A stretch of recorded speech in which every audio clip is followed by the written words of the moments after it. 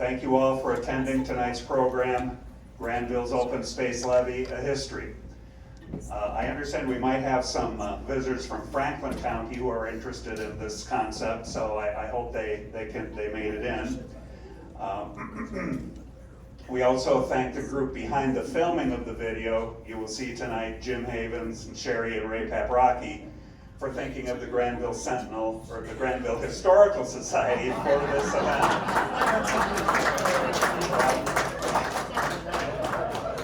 Okay. The newspaper never leaves. Okay. Tonight's program, like many of our other presentations, are made possible through the support of a fund established for the Historical Society by Dale and Tina Noble, the former president of Denison University. And before we proceed, we at the Historical Society are taking a major step forward this fall by establishing for the first time the position of director. So I would like to introduce the Historical Society's first ever director. It'll be a part-time basis, Karen Bailey, who will take this new part-time position next week, I believe. Karen, would you stand up?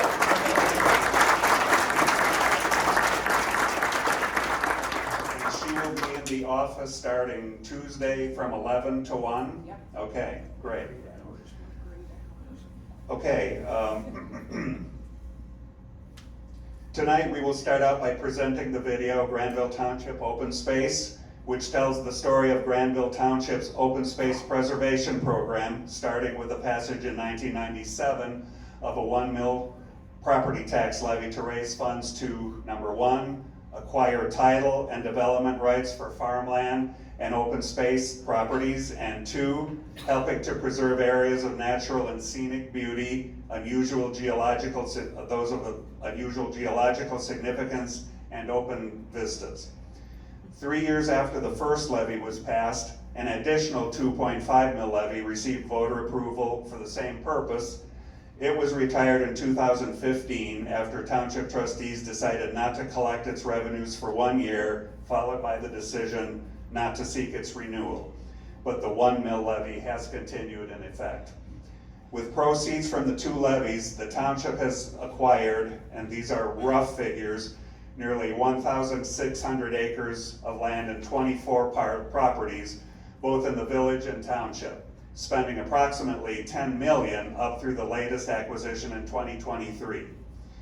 We should also note that this video is thanks to the expertise of Todd Yarrington, who is here filming this over here, of Yarrington Studios, Westerville, and Denison University student Andrew Theophilus is helping us recording for the Granville Historical Society's YouTube channel. And this will be available on our YouTube channel. It doesn't look like it's going to be able to stream because we didn't have enough people signing on, which is unfortunate. And then following the video, we will have a panel discussion led by moderator Alan Miller, a Granville resident, Denison University journalism professor, and retired executive editor of the Columbus Dispatch. Panel members are Jim Havens, a real estate attorney who was a Granville Township trustee at the time the two levies were first passed, Keith Myers, a retired landscape architect who chaired the Open Space Committee recommending properties to be considered for acquisition, Bryn Bird, current Granville Township trustee, Norm Kennedy, a former Granville Township fiscal officer and Granville School District treasurer, and Doug Wagner, a Granville resident and local veterinarian who in 2000 helped to convince trustees to seek approval for the additional 2.5 mil levy, fearing that the amount raised for the first levy would not be enough. And Doug has also served on the Open Space Committee. And I think we'll probably have time for a question and answer period following the panel discussion. So let's start with the video, and then Alan will take over upon its completion. Thank you.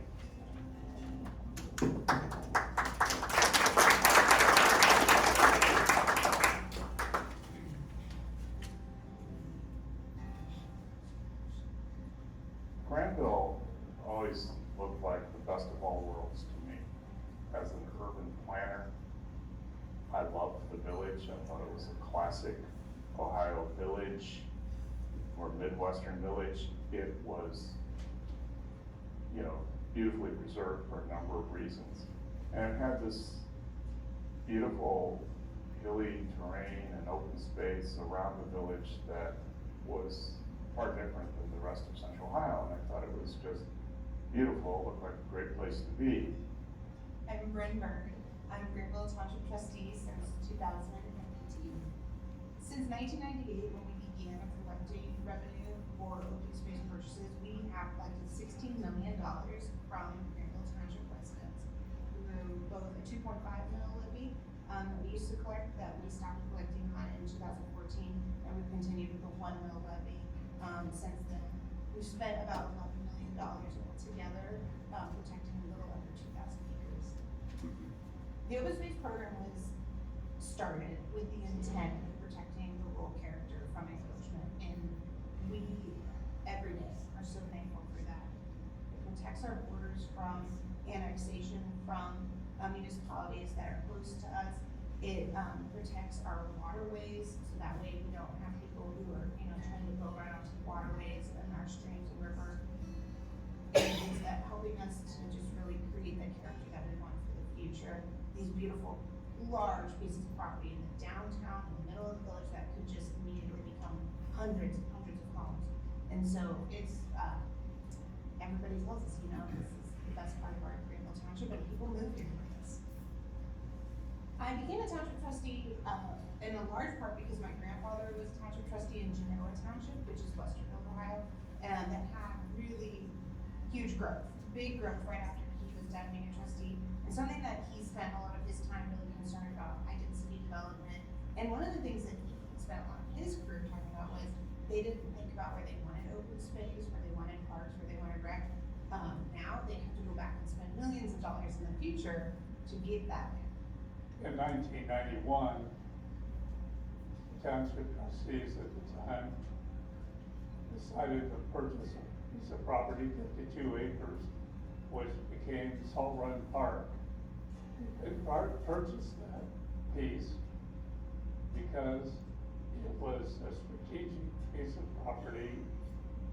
The next thing that happened to the community was we started fearing outside developers coming in and building much more densely than what we are accustomed to and what our school system could support. We happened to have an opening on the township board. One of the trustees had to step down due to a retirement issue, and myself and Lyle King named Jim Havens to be the third trustee, and he turned out that he was the right man at the right time for the Granville community. The Opera House was owned by the township, but it was on village property. And unfortunately, it had fewer and fewer functions as time went on. And ultimately, it burned down. The township had insurance money, and they provided some of the funds for Opera House Park, and the village did also. From there is how the open space really got going, because the rest of the insurance money was used for projects that Paul Treese, who was a township trustee then, a committee of his, formed, and they decided on projects over a period of years that money would go to. So that was the beginning. One of the first couple of projects I was involved in, one was the White property out on Loudon Street. And there was 3 parcels of farmland. And it looks the same today as it did back then. And that was the goal of trying to keep the township rural. So the village of Granville is inside of the township, and we are actually in fact part of the township. The township, when it was designed, was 16,000 acres. And we are roughly not quite 4,000 acres of that portion. The open space program is extremely important to the village and to the township for a number of reasons. It protects scenic vistas, environmental concerns, boundaries with different, for the school, to help reduce density, to also protect for annexations. We've used that in a number of ways to kind of buffer the boundaries, so to speak, between a number of different jurisdictions. When you kind of do an overall look at the map, it has helped us link together for different annexations, protect against high housing development, and we've used that as a tool for a number of things, and so it's been very beneficial. The preservation of the Granville Golf Course came up through a number of conversations over almost a year period. The golf course will help shape the community and has shaped the community since it's been here. It was commissioned in 1924, and a Scottish architect by the name of Don Ross designed that golf course. You know, it's a beautiful open space. It's operated for close to 100 years now as our golf course. And the vistas and the scenery, the lack of housing on it, it's just, you cannot replace that. And once it's gone, it's gone. And so it's just such a gem in the community. I was originally appointed by the then Granville Township trustees to the Board of Zoning Appeals. That would have been in about 1992. I served there for 2 years. After that, I was appointed to the Zoning Commission. I served there for 2 years. And then when Paul Treese retired, I was appointed to the Granville Township Board of Trustees immediately prior to 1996. In 1997, the Ohio legislature enacted a new amendment to townships' ability to create levies. The important part of this piece of legislation was it was the first time that the state legislature empowered townships to pass levies, to collect funds from the community to acquire permanent open space through outright acquisitions as well as acquiring easements. And this was very different and unique and a wonderful new opportunity. Norm Kennedy was an exceptional fiscal officer, and what Norm would do if we received unbudgeted funds, he would set that money aside to be used for such luxuries as acquiring open space, for instance. And so you had the beginnings of it. Now with the passage of that legislation, what you had really was a predictable way in which you could anticipate revenue. And that gave the township the opportunity to create a sustainable process around it. So you could project how much revenue you would be receiving through levies based upon the tax base within the township and the village. And then you could plan for purchases. The other interesting thing when you have a levy, you can also borrow against that levy. So since you have a reliable stream of income from taxes, you could actually go out if you needed to and purchase property and then pay it back over time, either to the owner through tax-free bonds, or you could borrow the money from a bank. The passage of the 2.5 mil levy resulted because actually residents within the community came to us. They wanted to see even larger support for the experiment with the 1 mil levy. And at the time, you would, it was obvious that the urban part of the metro area was starting to grow toward Granville, and there was a sense of urgency about buying open spaces and having available support to be able to do that. The levy idea was something that Jim Havens mentioned to me. I've been aware of things like the Lincoln Land Trust in Massachusetts and aware of where communities had sort of rallied around the preservation of open space, through my professional work. And Jim mentioned it to me, and the idea of putting a levy on. I was chair of the planning commission and had co-chaired the Granville comprehensive plan with the village and the township in 1998. So I thought it was a terrific idea if we were able to get enough community support for it. And to my astonishment, really, the levy passed. It didn't pass by a lot the first time, but then shortly thereafter, we bought some key properties with it. You know, one significant one in the village was the hillside across from Wildwood Park. And people began to understand what the impact of it might be. So 2.5 years later, so they wanted to put a second levy on, and that one passed by a significant margin. So I really felt like, you know, we were onto something. I didn't realize how far ahead of the curve we were, and how important it would be, you know, 20, 25 years later. But it's actually, I would say, rare that you're able to get a community to come together and choose to tax itself, just for the purpose of preserving open space.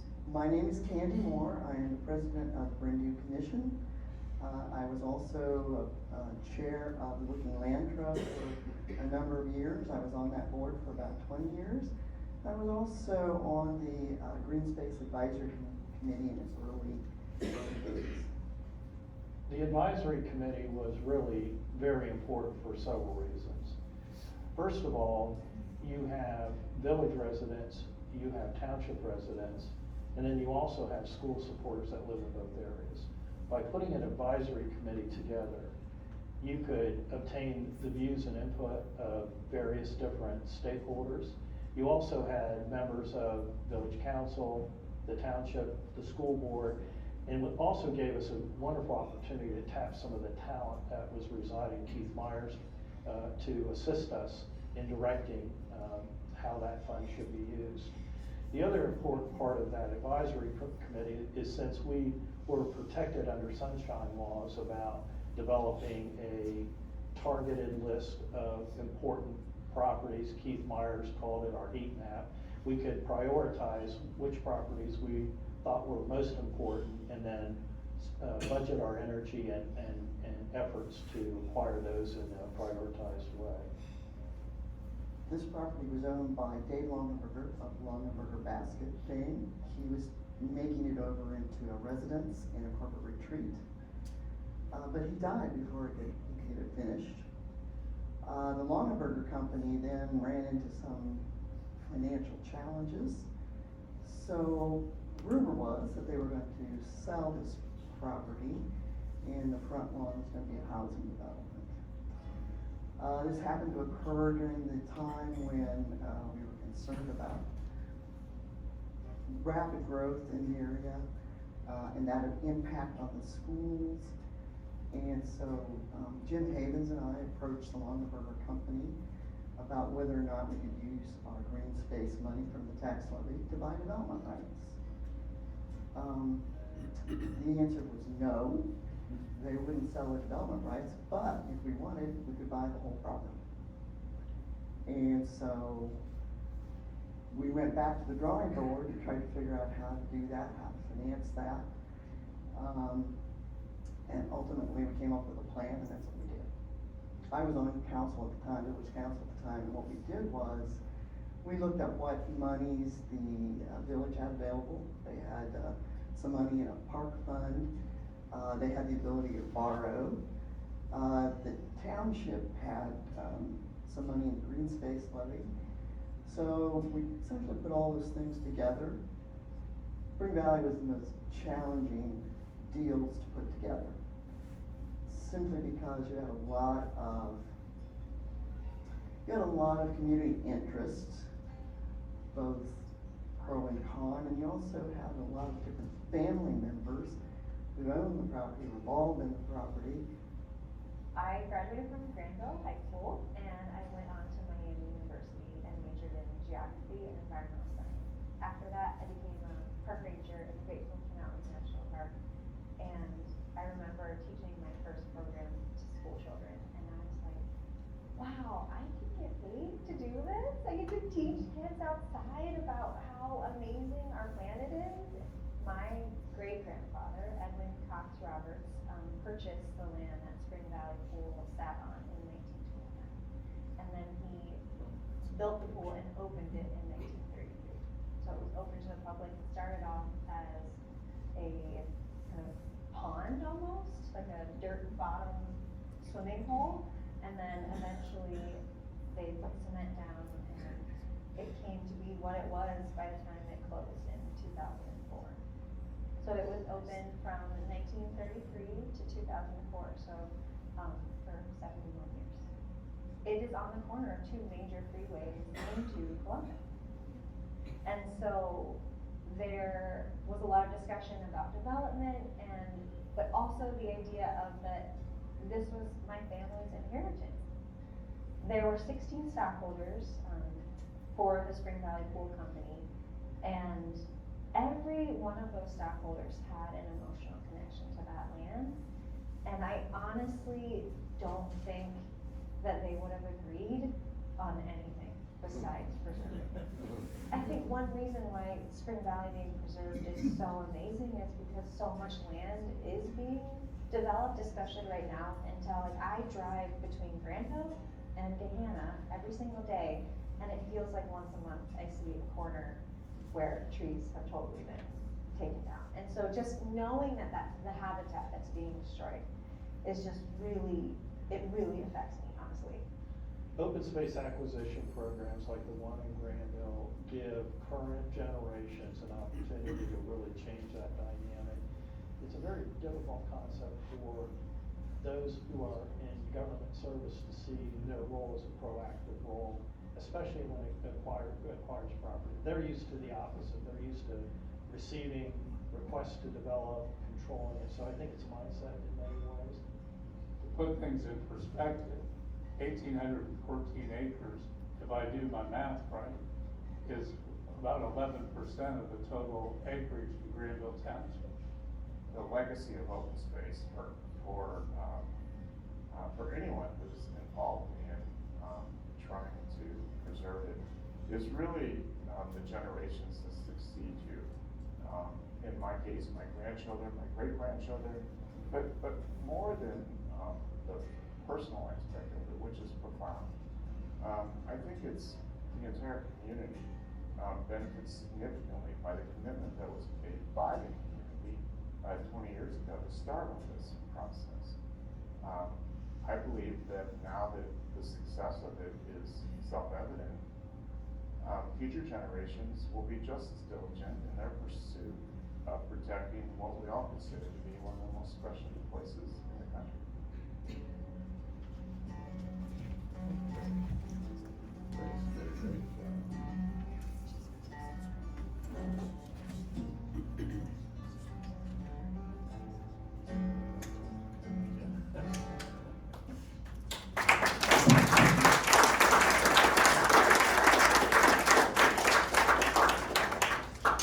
What a fantastic history lesson we've learned in this well-done video we just watched. I just have to say, we should all salute the visionaries who put this idea into motion, and the taxpayers who have faithfully paid into this fund to preserve the character of this very special place that we all call home. So if we could have another round of applause, especially for those who were involved in the vision. And for all you taxpayers. So if I could get you on the panel to come on up here, we'll have a conversation.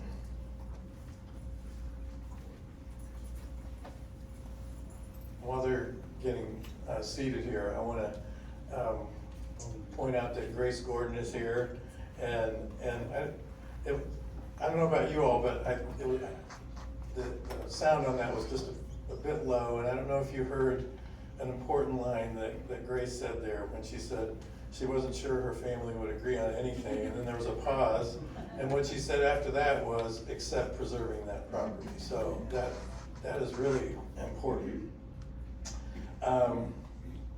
So we've heard that, well, first let me have you all run down the line here and introduce yourselves, just so we're sure everybody knows who's talking. Very good. I'm Norm Kennedy. I was a former fiscal officer of the township. Keith Myers. I was the first chair of the acquisition committee, the open space acquisition committee. I'm Doug Wagner. I succeeded him in the year 2000. I'm the chair of the open space committee, still serving that position. I'm Bryn Bird, I'm, one of the trustees. Jim Havens, I was a township trustee 96 to 2008.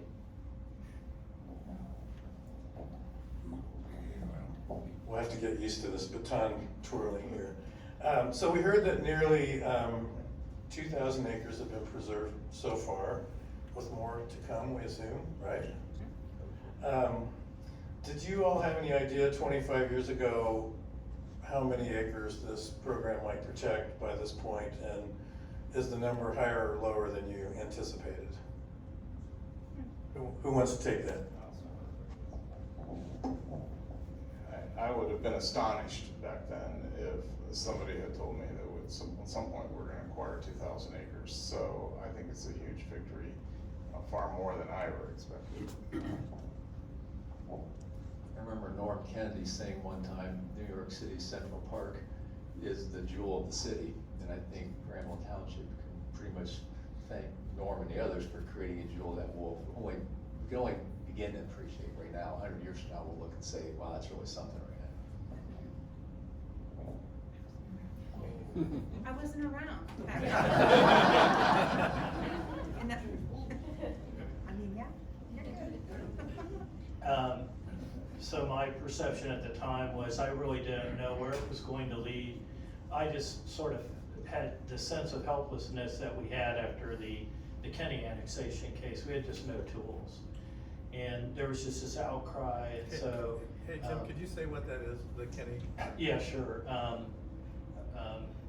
Park Trails is located on River Road, and it was under contract to be developed, and there was a lot of political tension about the development of that property over school issues. The property was in Granville Township, it was going to be annexed into Newark, and so Newark building standards and densities were going to apply into a property we could no longer control, but yet the school district was going to serve. And so it just sort of felt like we had very few ways and tools, and litigation is usually a poor way to manage and be proactive. And so, Norman is the one who pointed out to us, he would do a lot of our research, and he said, the Ohio Township Association has just passed, or has just notified us that there's this new law out there, and so it kind of became a tool. And I think we just sort of, like Keith had said, we felt a sense of urgency and just wanted to get after it. But I think it's exceeded all of our expectations. Well, while you have the microphone, another look back. Yeah. Back to the beginning, did you all have any idea or thoughts that properties like Brindue and the golf course would be part of this? I did not. I was highly focused. So I would drive back and forth to Columbus, and everybody that I had a history with in Granville had been highly focused east. I was worried about west, and I thought we really should be focused on more borderline areas. Was really kind of my focus at that time. But over time, realizing the village residents, who were extremely generous to us, they would pay levies, and a lot of the action was out in the township. It was very nice to be able to see Candy Moore, who kind of took the lead on figuring out how we could preserve that Brindue mansion, and then also the golf course. So it was very nice to be able to create some balance about preserving some interior green space. Anybody else want to speak to that? I don't have much to add to that, other than, no, I never thought that, the town, I thought there were parcels in the village, and there proved to be that. I didn't expect it to be, the golf course or the, Rindu. You know, I thought those were pretty well taken care of, so. Norm, did you wanna? Okay. So this is one I'm sure you could all speak to. How different would Granville and Granville Township look today if not for the open space program and the properties that are in it now?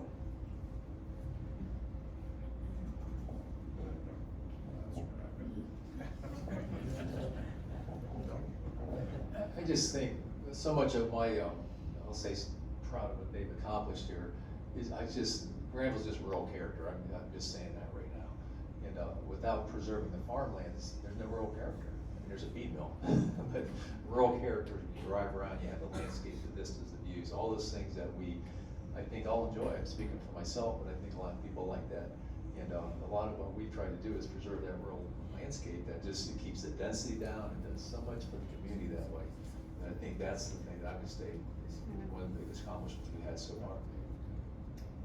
Yeah, so I think back when this all took place, I think it also set a precedence that set Granville Township apart from the communities that surround us.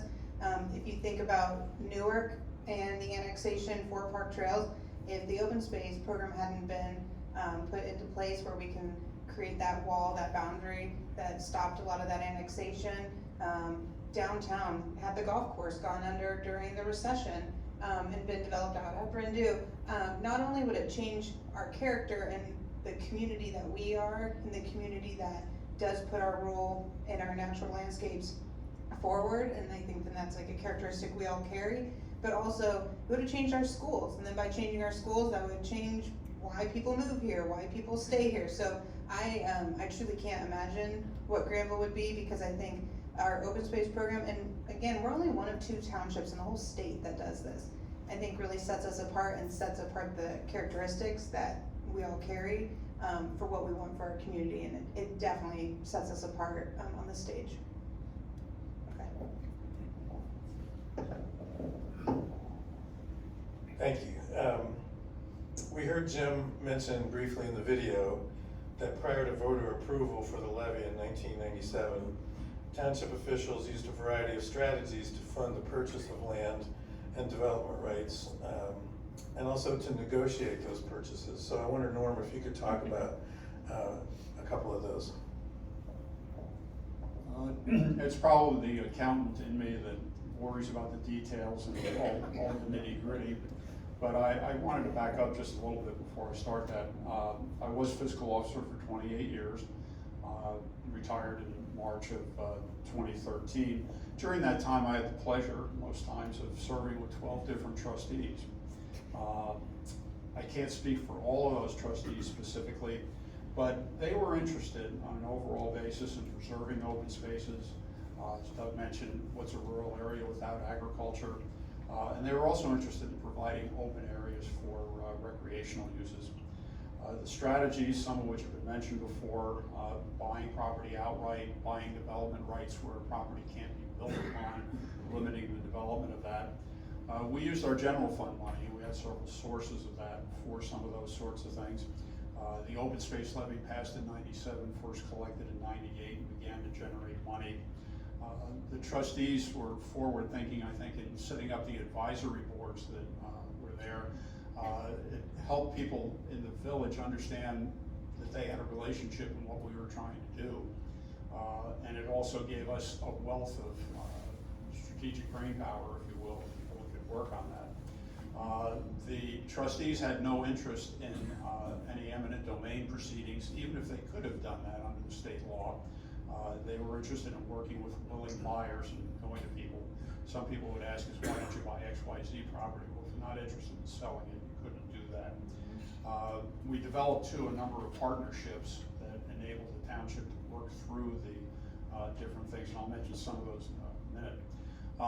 The Bird property that Eric alluded to in the video really started the whole thing back in 1991. It was a 54-acre property. It ran between State Route 16 and Silver Street.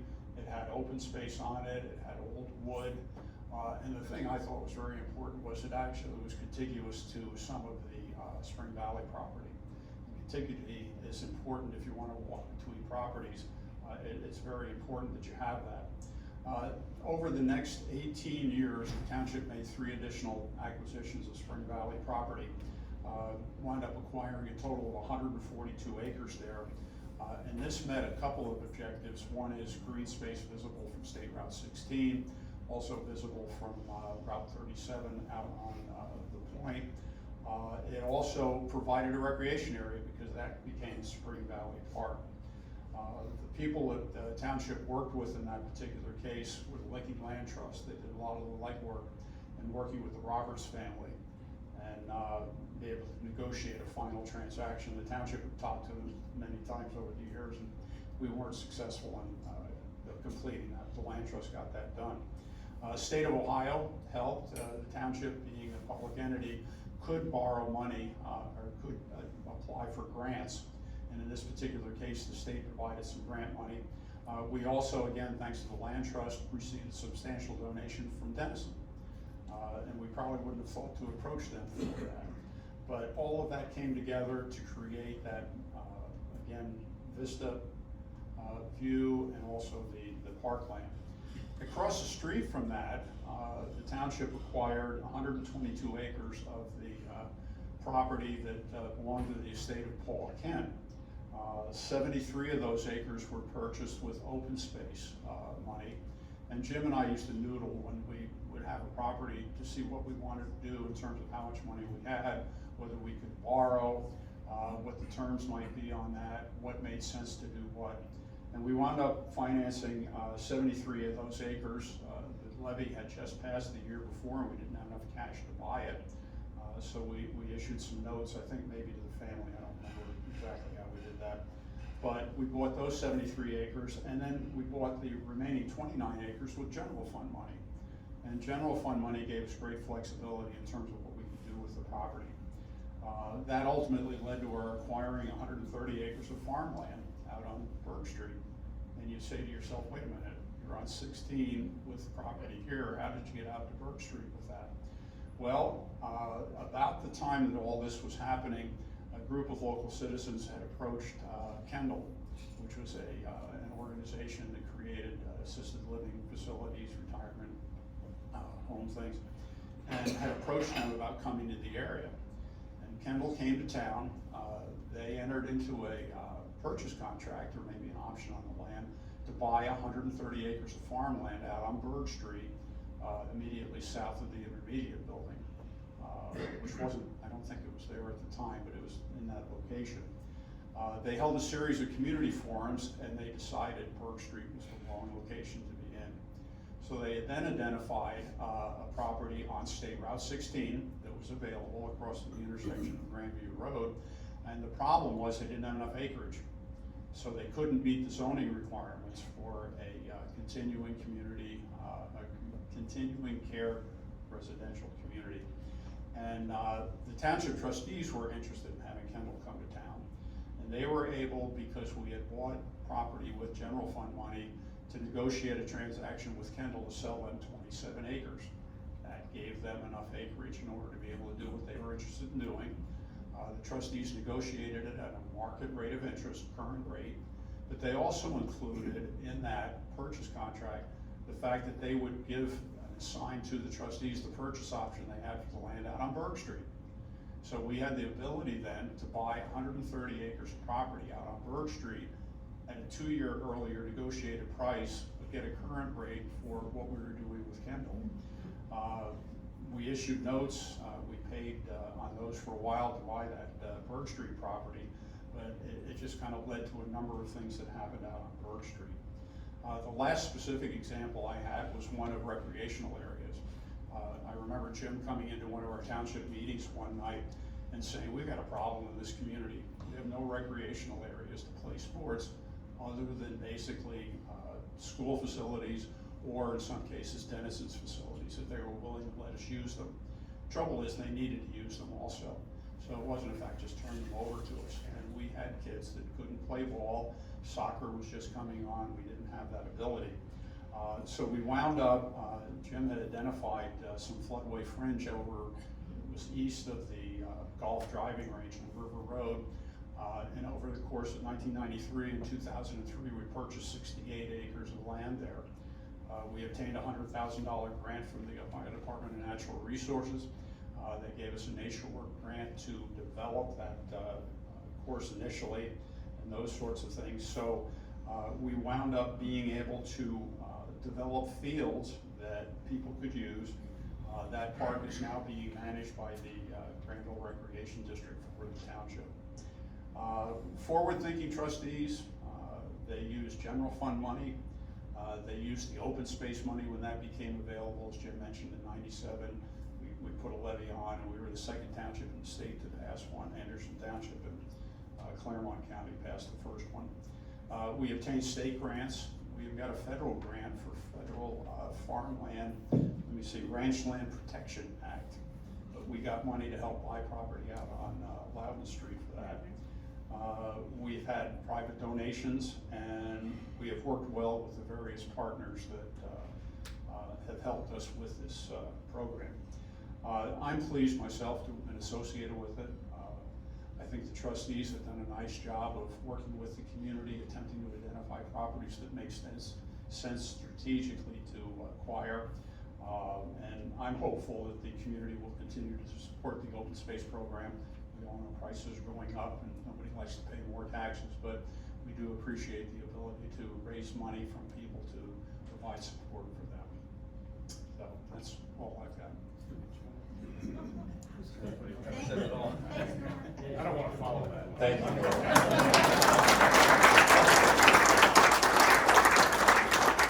Well, that was a great segue to my next question, and that is, the open spaces levy has been approved by voters every 5 years since 1997.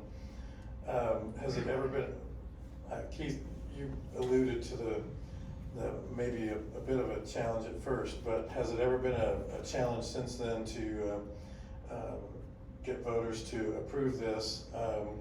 Do you want to see the levy continue, and if so, for how long?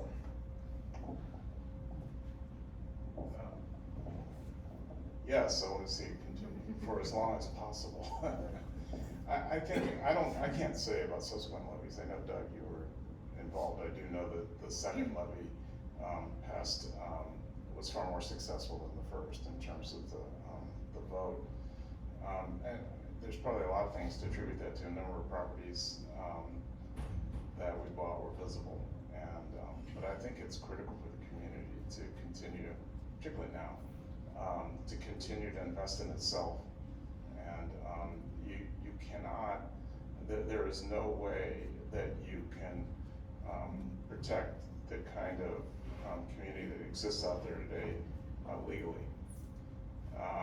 There's not enough zoning laws that you can write. If you want to really protect it, you've got to own it. And I think that's what, with Jim's leadership and the trustees and Norm and Doug, that's really what brought us here in the first place. Norm's probably gonna share the figures, but the levies have passed overwhelmingly since that first one that was just launched out, but 60% or better, 60, 40, 8, and 8. You know, most levies pass by 2 percent points if you're lucky, and these have always been off the charts as far as numbers go. So that just speaks to the support that the community has bought into this whole program here. So I think that makes it, as if you're chairing a levy committee, you're thinking, just don't screw this thing up, because people are gonna do this if you don't screw things up. So put a few signs out, put some signs up in the properties that we've done. That logo that was up there was part of a levy committee we did way back when. And we put a contest out in the community, we had a $100 reward, what do you call it, for doing that. And I forget the guy that did that, he was a local community guy. I thought it was a high school person. He was like I think it was a young kid, but he just that just spoke to everybody at that time. That was gonna be a logo from here on out. So those signs we see on the road, those properties that we have, if they stay up, some get knocked off by people go down the road. But for the most part, those signs do mark the properties, and that's just, you go down the road, you think that's a good place to be for that, so. And I'll say, like continuing the levy for as long as the community will support it. I told Rob I was gonna say it, I'm speaking only as myself.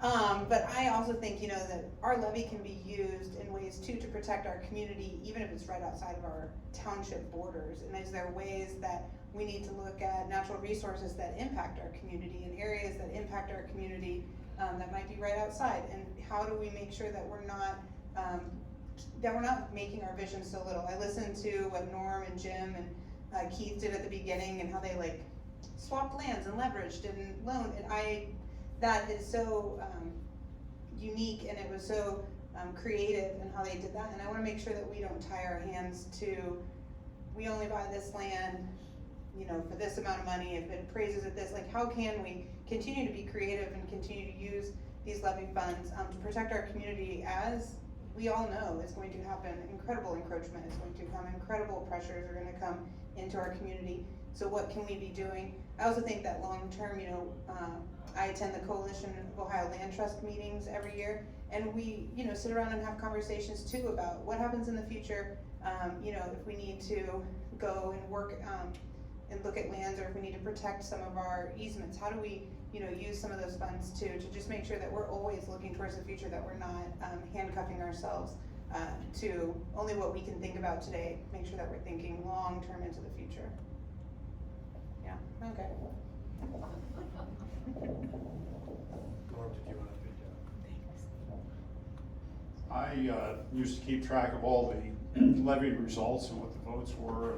The only thing I didn't do, though, was keep track of what else might have been on the ballot at the time. And of course, whatever else was happening could have impacted that.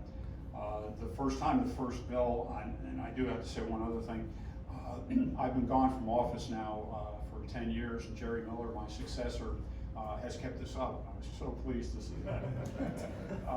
The 1 mil initially passed at 57%.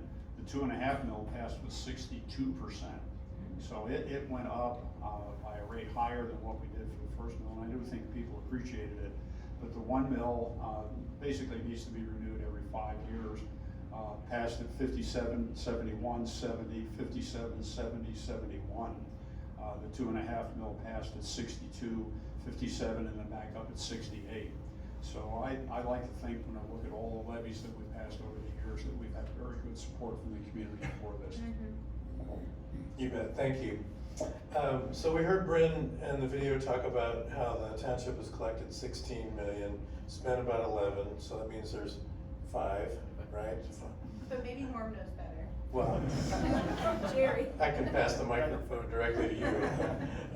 So that's just context for this question. With the rising cost of property, and it's shooting up dramatically here, will the township have enough money for future acquisitions? And in hindsight, should the 2.5 mil levy have been retained?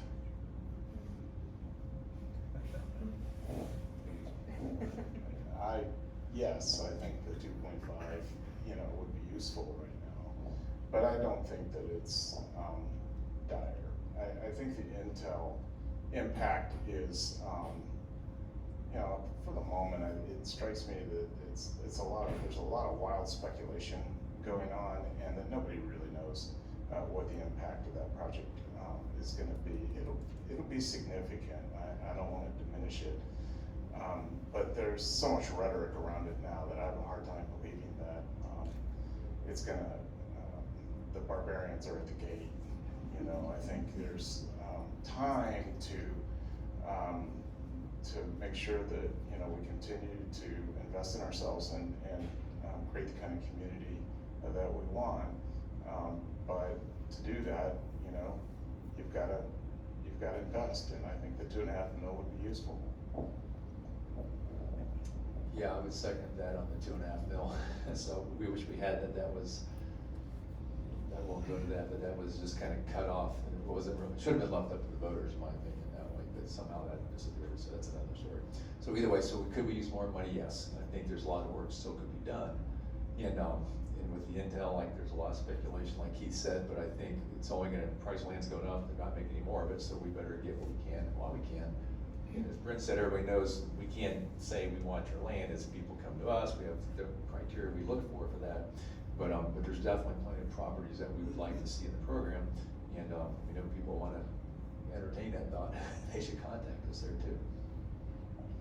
Yeah, I mean, you know, people wanna say like the Intel effect is gonna make it so we can't buy any land, and I definitely don't see that happening. Again, creative ideas that come from Mr. Havens, even to start going out and talking to some of these landowners about first right of refusals and purchasing those. Because we do have landowners who I think are interested, they're curious, but at the same time, they're also hearing from investors, your land's worth $1 billion. And so they don't wanna make that decision today of their $1 billion payout. And so how can we say, you know, we don't know the future, we don't know what's gonna happen with all this rhetoric. Can we be at the table when you make this decision? Can we then come, and if you wanna sell it to a farmer or somebody who can keep it in agriculture, can we help, you know, buy down that density? Can we help make it more affordable for that farmer to come into this property? And so I think that we are thinking creative. I mean, still to this day, we're so lucky that, you know, these people are all still in our community, because we've had opportunities that have come up where we are trying to still think creative. How can we make it work? But the thing is, we do have to have willing sellers. I mean, we do have to have landowners who want to participate, and I think that's where the community also comes into play. In our comprehensive plan that we're working on right now, in the future, you know, one of the things that I started to really make sure we're including is that it is fun to say, like, we support rural character, we like our farming community, we love the way it looks, but if we don't support agriculture, then we're gonna have all these open fields that might not be able to produce the same way. So how do we as a community support smaller agriculture, support more creative agriculture, and in doing so, help find ways for these landowners to transfer their farms into smaller farms, and that we aren't a community that just likes to look at big open fields, but then no farmer can afford to farm here. And so we also have to think creatively about that if we want to continue to preserve farmland or open space, recreation space. So, but we're really lucky that everyone's still involved and comes up with creative ways to use the money we have.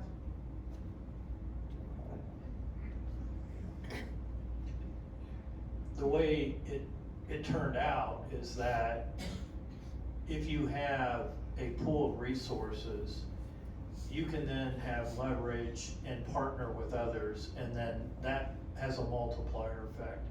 Norm was kind of walking you through kind of the consequential series of activities that occurred. It happened also if you are in, when you listen to Wes Sargent talking about the White Farm, across from the White Farm was the intermediate school, and suddenly you could begin to link with other public entities, so we could leverage the balance sheet of the school system, for instance. Denison then was also a partner. You've heard the land trust. And so the larger partner you can be, the better off you are and the more of a voice you have. As Keith said, litigation and trying to do this through zoning is not really a useful tool. You're much better off to build as large a pool in a reservoir as funds as you can manage. Here's the other thing. You know, short-sightedness would say we have money sitting in our account, and do you really need it? And the reality is you don't know what walks down the road. You never realized that the Granville Golf Course and the partners there at that point in time were willing to sell their development rights. Mm-hmm. Like Kenny Moore said, it was completely opportunistic that the Longaberger, you know, that property was slated to be, you know, privately used. Suddenly, all of a sudden, it falls into our lap, and we had resources to be able to buy it. So who knows what the next is going to be. And I will say this about the folks that succeeded us. They've been exceptionally creative. The O'Neill farm that was bought out on 37, that is a gem of a piece of property that we were able to acquire. And they did some incredibly creative things with the 130 acres that Norm talked about. Well, they were able to sell that farm and keep the development easement on it to get the money back and still keep that land preserved. And so they've done really great creative things. Having that 2.5 mills, the community, as Norm had mentioned, has highly supported it. And so if it was on the ballot, I would vote for it.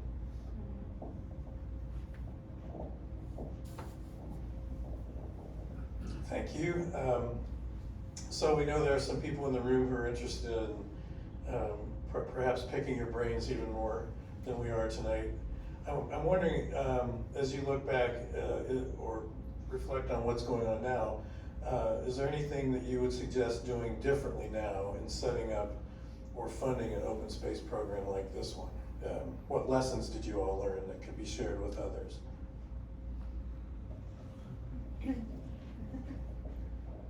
Just because I'm in it today and like dealing with this day in, day out, you know, it would have been good to be able to use these funds in neighboring communities earlier. We look at what's happening in Union Township, and we can protect Granville Township all we want, and we will do an incredible job, and Granville Township is very much set apart in that, but we're gonna be impacted by these surrounding townships.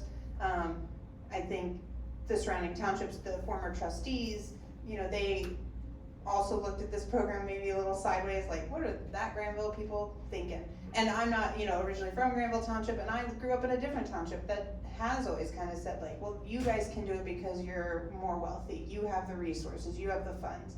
And I think, had we been able to work with the surrounding townships and getting them on board, it could have been really amazing for all of Licking County. And so even to this day, I try and talk to other trustees in other townships and say, it's not too late, because you can come up with creative leveraging and partnerships. And like, I would hope that if you live in a different township, you talk to your trustees about putting this on the ballot, because it's hard to see other townships around us who are kind of struggling in these things, and I wish we could just go like set it up and save them.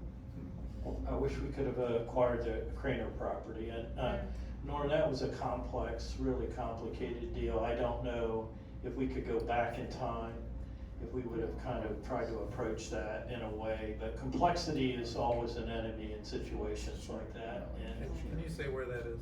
yeah, so, you know, the way we looked at the town, you know, you can look at where annexation corridors are likely to impact us from other communities. And so the southeast is obviously adjacent to Newark. Brent mentioned to the south of us in Union Township, Heath. Newark also, along Price Road, looked to be one of those problem areas where our school district is not coterminous with all these other communities. Only so much Granville Township can control. So many of these other political jurisdictions, I think, where there's seven total political jurisdictions that the Granville School District overlays, those districts control the zoning activities that are there. And so that northeast quadrant looked to me as a future annexation corridor that would be coming toward us, and it was a very large block of land, I think over 500 acres, that we tried to come up with a special vote levy to acquire it, and weren't able to do that. So you'd ask if a levy had failed. It really wasn't a levy, but it was a special vote that we put on the ballot to try to acquire that property. So I wish we could have acquired it. These big blocks don't come along very often. Anybody else wanna talk about, advice you give, lessons learned? Also notice how everything's named after the last name of the original landowner. So if you have lots of land and you want your name to live in infamy, I've tried to get us to use addresses, but they don't, so. The only advice I would have is to get started. It's an imperfect process, and you're never gonna get it exactly right. You're gonna learn as you go, and everyone's experience is gonna be different.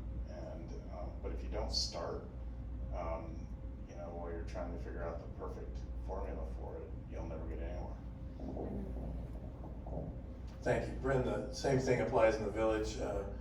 We've lived in our house for 31 years and it's still the Owen house. So the 8-member Open Spaces Committee is described on the township website. Doug, you lead that committee.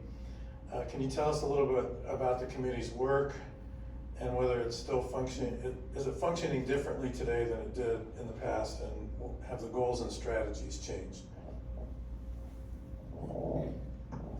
Thank you. Well, as I said in the video here, the committee has been comprised of various, the council members, the school board, Jeff Brown and others have been on the committee over the years.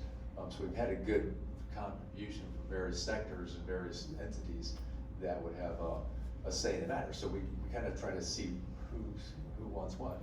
I think the school board, we haven't really stated that's a purpose of open space levy is to keep the school density down, but I think it is. That's realistic. We want to keep the density down as much as we can. So we've kind of paralleled our discussions with what works for the community. That's certainly hopefully will support the schools that way.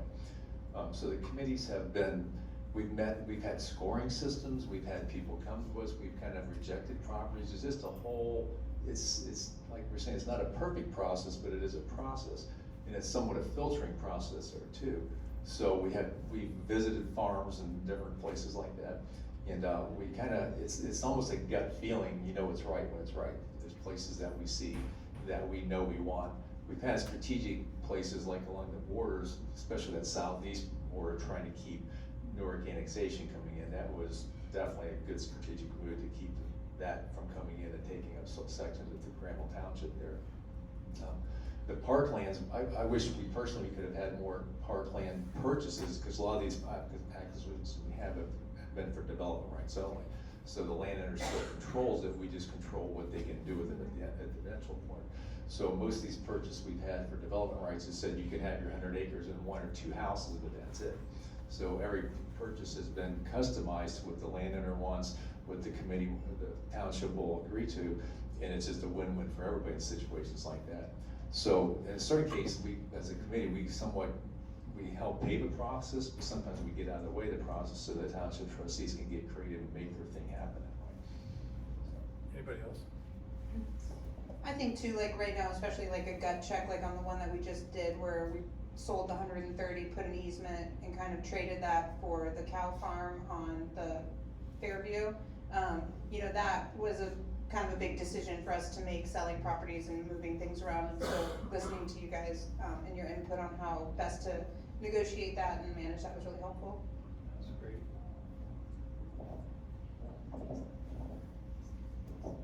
Okay, thank you. So looking to the future, you've mentioned some areas of the township that you want to make sure are protected. Are there pressure points that you see now, or maybe if you can look around corners or into your crystal ball, you can say, here's where we need to go next? Is the north side, for instance, a sleeper for development? Is there something else that should be protected, like drinking water and where people might drill for water? I'll put that out there for you all to look into your crystal balls. Well, drinking water seems obvious, but yeah, I don't know. I mean, so what's going on out there right now in my mind is just a lot of sort of rampant speculation, uninformed speculation. There's out of town investors coming in, buying land, paying silly prices, and it's land that really isn't in the path of any development. It's, it'll be decades before it could be, sewer could be brought to it. They're paying prices that would require densities that just aren't happening. Now, it's not everywhere. There are pieces that are changing hands that are eminently developable, but there's a lot of just sort of crazy things going on out there, which makes it a little bit challenging. On the other hand, there's going to be some people willing to sell land in the years ahead that could be prime for us, and they're going to be, frankly, taking a haircut on it.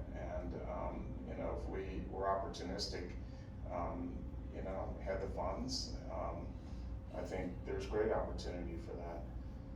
I agree with Bryn in that the open space funds should be able to be utilized outside the township. Some of the most, it could well be that some of the most strategic acquisitions lie outside the township boundaries, and that's something to think about in the future. I think one thing that we probably lacked in trying to get is some of these outright purchases that could be used for passive recreation, because we can't build on these properties, so we don't want to, it's different than the park or the recreation district that Norm was talking about. But I still, if I had it my way, I would like to see some areas because there are some real jewel properties out there that might be a legacy property, and we can't name the properties that we're thinking about, because you can't go to somebody's house and knock on their door. But we've definitely had about 3 properties that we would say we'd love to have that place bought with general funds, and turn that into a kind of a parkland type of area, so people could recreate, just like the Salt Run Park, or that's the perfect example of what we wish we had more of around here. So if I had my way, which is their vote, that'd be something I'd like to see more of there. I think I said before, I mean, I look at the boundaries, the drinking water has been on our radar longer than the current news cycle. And, you know, when, in this last year, one of the things that we talked about with the open space committee, and we had a meeting, was really looking at the properties along our creeks and along our rivers that are, you know, already zone conservation, but how can we even protect those more? How do we look at some of our natural resources that we wanna make sure we're protecting? And so, you know, that has been something that we've already talked about and approached property owners over. I think, like you were saying, the recreation space for sure is on our mind, and, you know, with Granville Rec and the village, and looking at some of those, the 30 acres that we bought from O'Neill that have the cows on them currently, we did put a first right of refusal saying, you know, in 20, 30 years, if they choose to sell that, could we come back and then buy it as a park? You know, like, could we come, if they're not willing to do that now, could we look at that in the future? So how can we be strategic? Because I agree, the passive recreation is something that we're gonna need to really continue to think about. You have ideas. Come on, Jim. No, what are your ideas?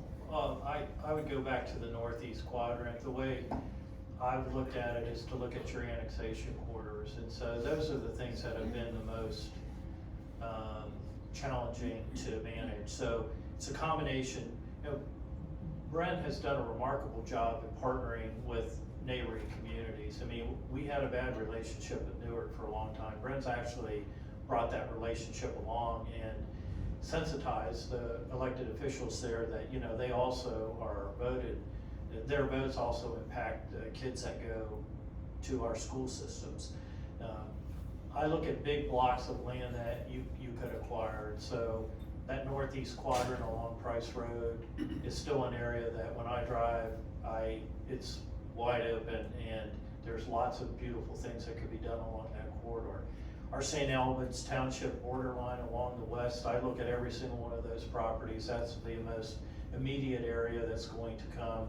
There's lots going on between Alexandria and St. Albans Township, and then you look at the interchanges, which will become sort of generators of development along those areas. So if you can manage and control some of the access points, so, you know, Wes Sargent wanted to acquire McPeak Lodge, and he was very adamant about doing it, and I kind of didn't pay attention enough at the beginning of it. And then I realized, you know, McPeak Lodge is right along Raccoon. The village of Granville provides their water, so the more ways in which we are partnering and sort of in the mix about things that can come at us, I think the better off we are. I really think it could be a great time now to put together another think tank of folks and sort of just reconsider everything, because you can sort of hear Keith and everyone else's opinions. It's kind of pretty diverse, and come back sort of with a retargeted formula and to assist in this acquisition process, because it's complex. So I think that would be something worth considering. Very good. Norm? All right, how much time do we have? 20 minutes? What's that? 8:12. And we're going to 8:30? Yeah. All right, so let's take some questions. Back. Mr. Jackson? Easements, Craig Dixon, I'm sorry. Concerning the easements that I have any of them ever been challenged? So the question is, of the easements that you've acquired, have any of them ever been challenged?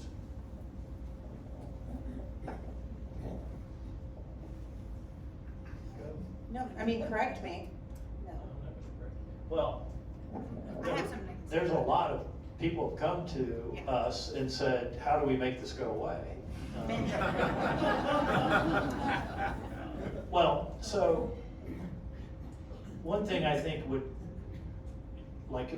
it would be wonderful if we had a Norm who could take a look at what we bought these properties for over time. And now look at what their value is, and just to see the incredible investment that that community has made, what a great investment it was.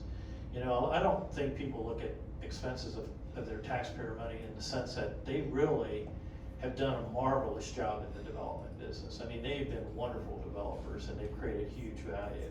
So people look at these big open space properties, and you know, some of those easements allow one house to get built in the 50-acre parcel. And so we've had lots of people come back to us and say, how do we make this go away? And luckily, this law that was created makes it impossible without the legislature doing something. And I don't even know that the legislature could change it, because it would be an ex post facto law. So if you think about it, you agreed to vote for that levy under those conditions at that time. So I don't really think retroactively it can be changed.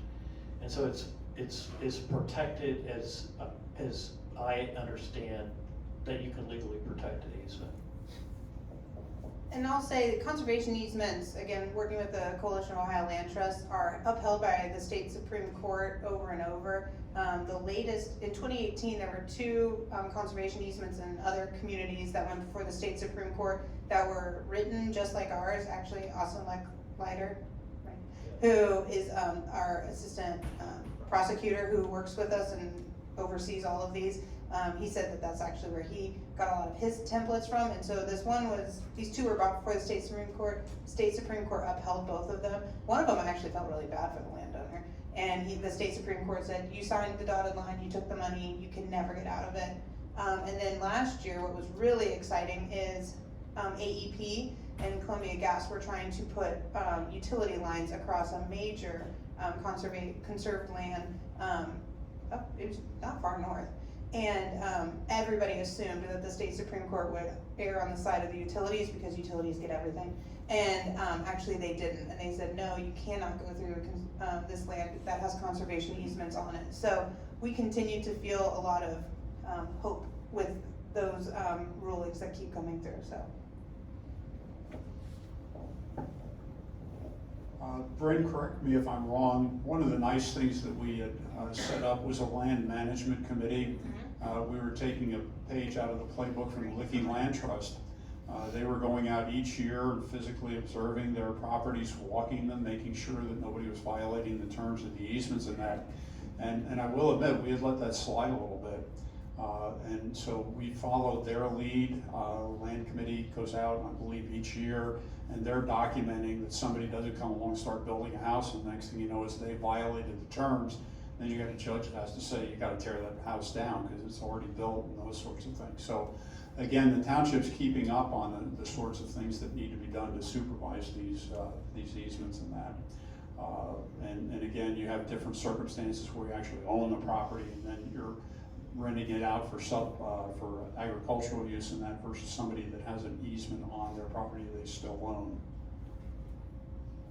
Thank you. Other questions? Yes, tell us your name and. So my name is Amy Mock and I'm actually with the Levy Land Trust. I'm just curious to hear a little bit more about what are your criteria generally for selecting properties, either for easement or for purchase? Because obviously we get a lot of folks come to us, and I'd like to know when we should say, go to the township and ask them about what they're looking for. So the question for the recording is that, what are the general requirements and considerations in acquiring these easements or purchase?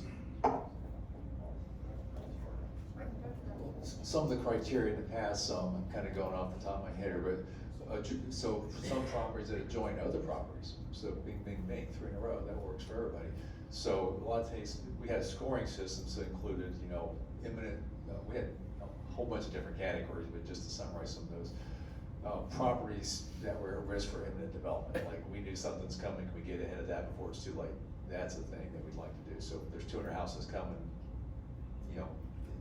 you could look at it both ways, but if you look at it from a conservation standpoint, in our opinion, that's something we try to prevent. And that's obviously subject to other people's opinion, but that's where we stand right now. So development pressure was a biggie there. Again, adjacency to other things, other properties that are in the program. The scenic byways, so as you go down the road, you're looking at nice scenery versus in somebody's garage. So that was a part of the process there too. Trying to think what other things we had on there, but just, you know, agriculture preservation for sure. We had we had like family farms there, and we had like there's a Ohio-centric family farm program. We're trying to, if you had a heritage in your farm, like 100 years, we'd like to protect that versus, you know, so there's just lots of little things like that we would use. And again, a scoring system was somewhat objective, but there's always that thing that feels right. You have to look at it that way too. But I would say, anybody who's ever interested, please send them our way. You know, I think in the past, it was like huge blocks of land were definitely more preferred. But at the same time, we do get people who bring up land, but it's so far from any encroachment or any utilities ever being put down. You know, we might not be able to work on that right now because we're focused on other areas. But I think there are even small parcels that we are looking at and are interested in because of what they protect and where they are in the community. So please always send anybody our way, anybody.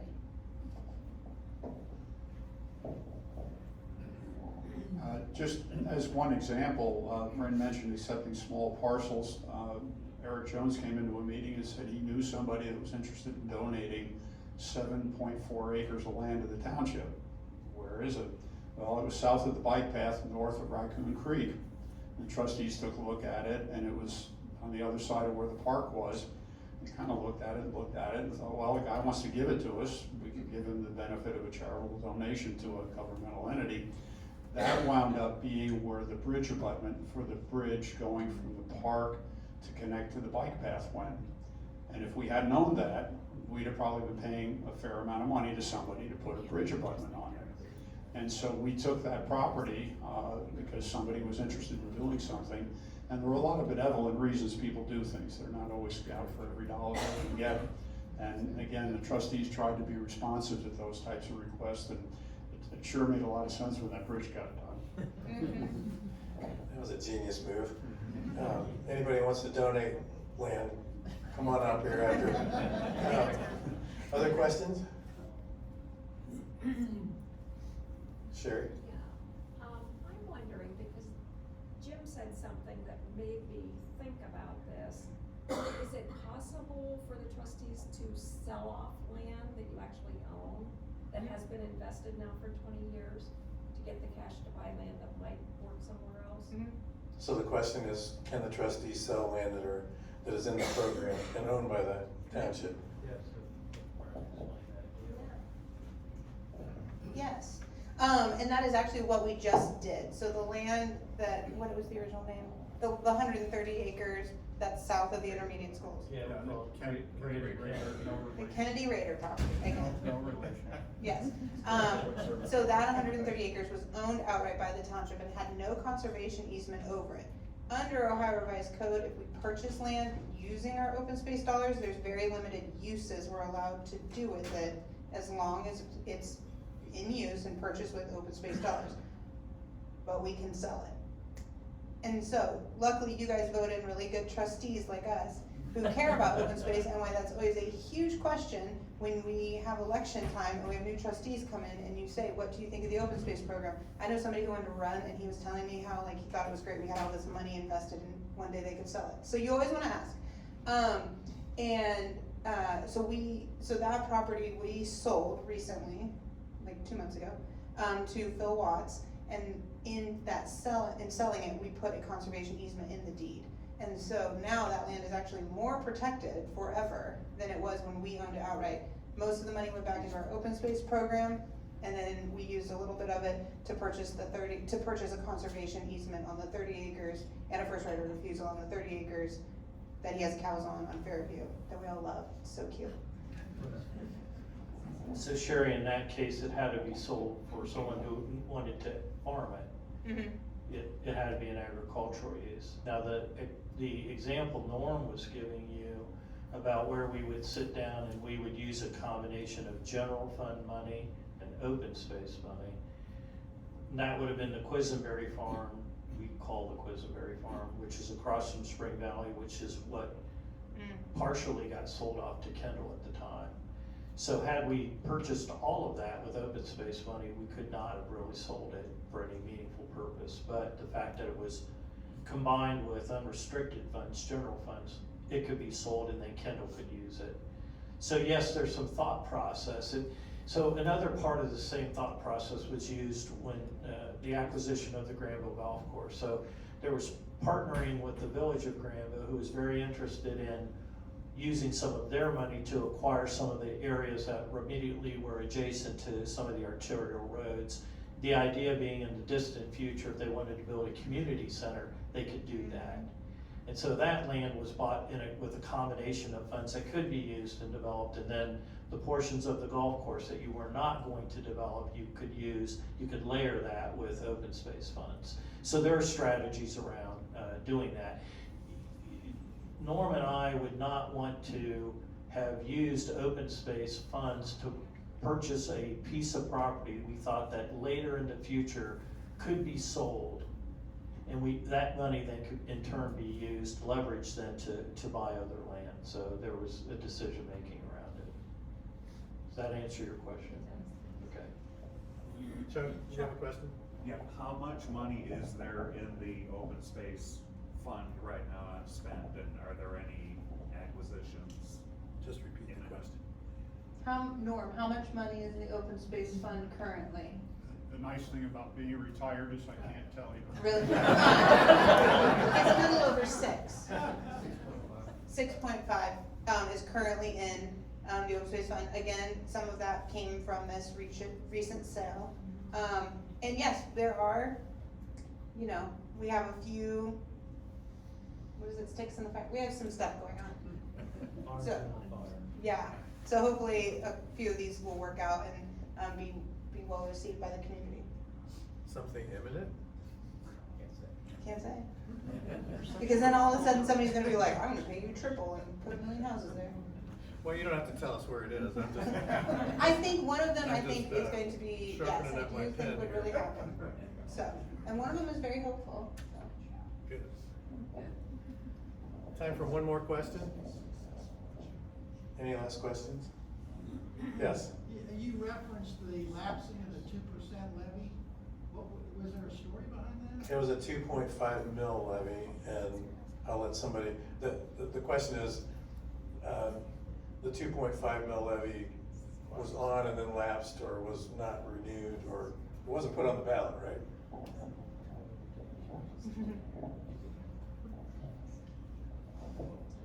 So you have cycles of trustees with different priorities. I think there was a cycle that they were looking at ways in which they could reduce taxes. And so when a levy is up for renewal, there's a process for making sure that it gets back on the ballot. At times, I think there would be special levies for purchasing fire equipment, for instance, that once that levy had done its job, it wouldn't be renewed any longer. In this particular case, I think the philosophy of the trustees at the time was, we don't really foresee the need ourselves to renew the 2.5 mil levy. So they let it lapse, and then it wasn't put back on the ballot. Was it automatic, or it would have had to go on the ballot to be renewed again? No, I think they're 5-year levies is the way they've always been done. I think levies can be permanent. I'm not sure that these levies, you can make them permanent, but, they were always when I was a trustee, we always felt accountability was important. So we didn't want to pass them more than 5 years. Let people judge, the merits of it, and if they felt good about it, then let them renew it. We felt that was important, that we be accountable and that they felt continuing partnership in what was being done. Jim, I think that state law precludes those being permanent levies. Yeah, so I thought, so no one knows the answer. You can't make it permanent. And we're 2 years into this current 5-year cycle. So the current 1 mil levy was renewed 2 years ago. So you have 3 years remaining on the 1 mil levy. So there's a quick follow-up in the back.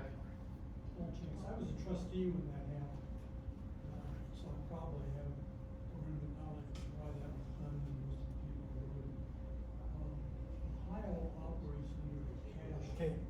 You talk a Yeah, little we need louder. to- I was, Paul Jenks, I was a trustee when that happened, but probably with more knowledge of that, most people would. You wanna come up so you can, I think most people can hear me, and I just. but we're recording, so we need to get you on the microphone. My name is Paul Jenks, and I was a trustee when that happened, and so I have probably a little more knowledge of what was going on than most people. Ohio, and I think Norm can attest to this, requires that government agencies operate in a cash accounting system, which means you can't accrue.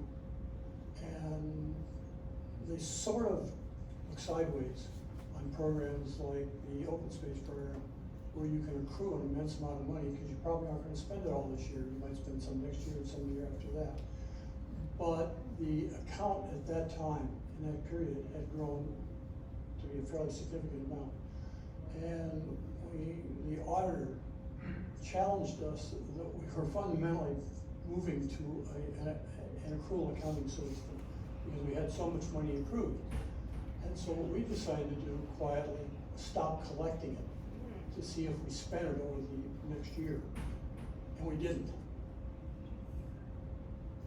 And we decided that probably the right thing to do was just not put it on the next ballot and let that amount come down. And now I'm gonna make a personal comment, and that is, how much have you spent, Brenda, 16 million? I don't, No, Oh. how much you spent on property here? what was it, 11 million? That's the total. 11. 11 Okay, and you've got 6 million in the bank, so we're back in that situation where there's an awful lot of money accrued. That doesn't mean that down the road, something should be put back on the ballot. But we were hearing from people that they didn't want to put any more money in the bank until we showed them how we were going to spend it. And I believe that very year we did the golf course. So there's another side to that argument, and the world didn't know. I'm sorry. Yeah. Good to know that history.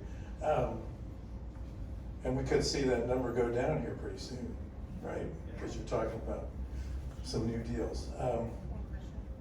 Sherry, we have a hot second. It'll be fast, okay.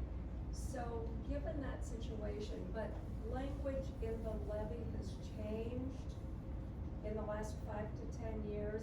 It used to be you had to buy it within the township, but now, I think, Bryn, you alluded to this. You can reach outside the township as long as it's protecting the township. It didn't change. Hold on, Brent. Yeah. The question is, has the language changed to allow the open space levy to be used outside the township? The ballot levy changed a long time ago. It wasn't in the last 5, 10, it was one of the early cycles, where actually, if you read ballot language, it doesn't preclude us to spend it directly inside the township. We have always felt, the trustees, that the taxpayers would need to support something like that, and it would be something where, like, we would have to ensure that we have the taxpayers' support to protect something that impacts Granville, whether it's water, whether, we see what's happening upstream with, in other communities too. If it's other ways that it could protect the community, I think we would need to know we have the taxpayers' support of doing something like that, going outside of the township. But yes, it was changed. The ballot language has been the same for a long time, but one of the early ones is different than the original. All right, thank you again to the visionaries on the panel and those who worked with them, and thank you all for being here, and thank you taxpayers for supporting this program. Yes. Another round of applause for